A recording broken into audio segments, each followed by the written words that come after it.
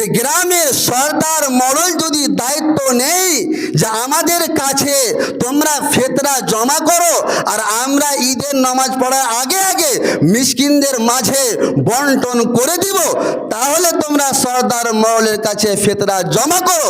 নচেত যদি সর্দার মডল যদি দায়িত্ব না নেই যে আমরা ঈদের নামাজ পড়ার আগে আগে ফিতরা বন্টন করতে পারবো না, তাহলে নিজের ফিতরা নিজে মিসকিনদের মাঝে বন্টন করুন। এটাই হচ্ছে নবীর সবচেয়ে সুন্নাত, এটাই হচ্ছে নবীর সুন্নাত। হযরত ইবনে ওমর রাদিয়াল্লাহু তাআলা আনহু বলছেন যে ফরাজা রাসূলুল্লাহ সাল্লাল্লাহু আলাইহি ওয়াসাল্লাম যাকাত আল ফিত্রে সাআম মিন তামরিন আও সাআম মিন শাইরিন।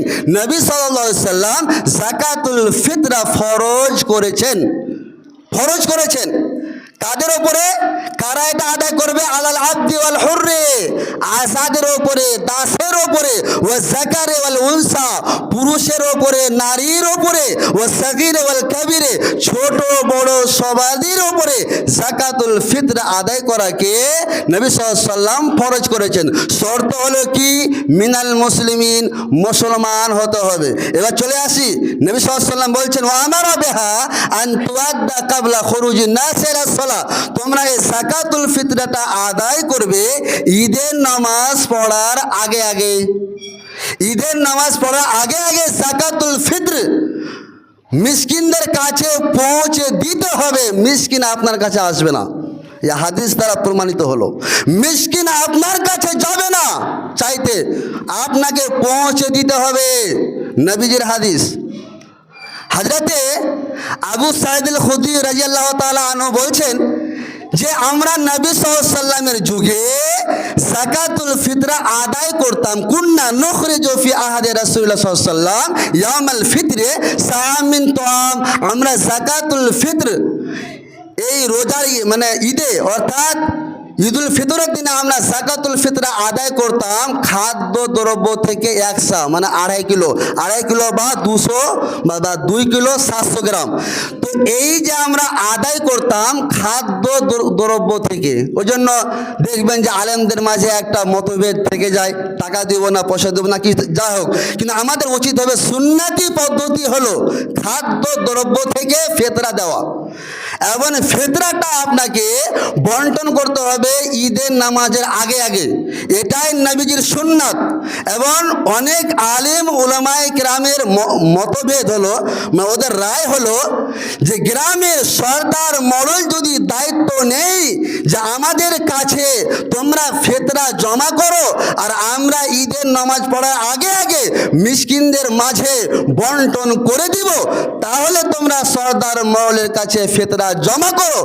নচেত যদি সর্দার মডল যদি দায়িত্ব না নেই যে আমরা ঈদের নামাজ পড়ার আগে আগে ফিতরা বন্টন করতে পারবো না, তাহলে নিজের ফিতরা নিজে মিসকিনদের মাঝে বন্টন করুন। এটাই হচ্ছে নবীর সবচেয়ে সুন্নাত, এটাই হচ্ছে নবীর সুন্নাত।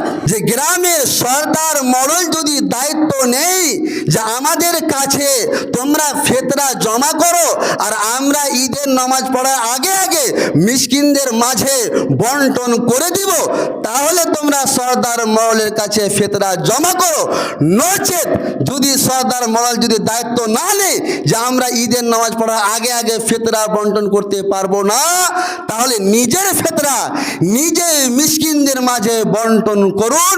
এটাই হচ্ছে নবীর সবচেয়ে সুন্নাত, এটাই হচ্ছে নবীর সুন্নাত, এটাই নবীর সুন্নাত। নিজের ফিতরা নিজে আপনি আদায় করুন, ঈদের নামাজ পড়ার আগে আগে মিসকিনদের মাঝে বন্টন করতে হবে। এই যাকাতুল ফিতরা ফরজ হওয়ার এর কারণ রয়েছে দুটো। এক নম্বর, হযরত আব্দুল্লাহ ইবনে আব্বাসের হাদিস যে তুহরাতাল লিসাইমি মিনাল লাগবি ওয়ার রাফাসে, একজন রোজাদার ব্যক্তি রোজা অবস্থায় তার মুখে দ্বারা যদি কোনো ভাষা খারাপ হয়ে যায়, তাহলে এই যাকাতুল ফিতরা আদায় করলে সেটা কাফারা হয়ে যায়। এক নম্বর। দুই নম্বর হলো ওয়াতুমাতাল লিল মাসাকিন, এটা মিসকিনদের একটা খাদ্য স্বরূপ। তো যেহেতু খাদ্য স্বরূপ, তাহলে টাকা তো আর খাওয়া যাবে না, খাবে কি? চাল খাবে, ভাত খাবে। কাজে এখান থেকে উলামায়ে কেরামের কথা হলো যে চাওয়াল দিতে হবে বা এমন জিনিস দিতে হবে যেটা মিসকিনেরা খেতে পারে, এবং সেটা ঈদের নামাজ পড়ার আগে আগে। হযরত আব্দুল্লাহ ইবনে আব্বাস আরেকটা হাদিস, মান আদ্দাহা ক্বাবলা সালাত ফাহিয়া যাকাতুন মাকবুলাতুন, যে সমস্ত মানুষরা ঈদের নামাজ পড়ার আগে আগে যাকাতুল ফিতরা সেটা আদায় করে দিল, মিসকিনদের মাঝে বন্টন করে দিল, ফাহিয়া যাকাতুন মাকবুলাতুন, সেটাই আল্লাহর কাছে গ্রহণযোগ্য যাকাত হয়।